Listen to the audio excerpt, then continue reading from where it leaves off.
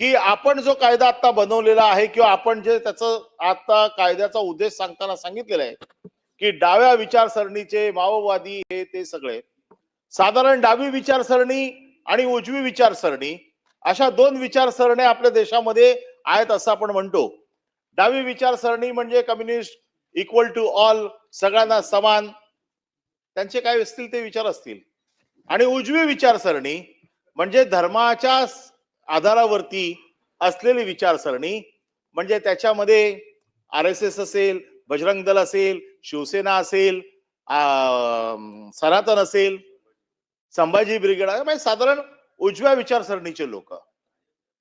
भाजपा, मग आता भाजपाचा एखादा अतिरेकी असेल तर तो उजव्या विचारसरणीचा आहे.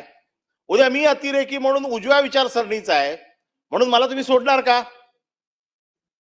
अतिरेकी दहशतवादी तो उजव्या आहे का डाव्या आहे याच्याशी त्याचा काय संबंध नाहीये.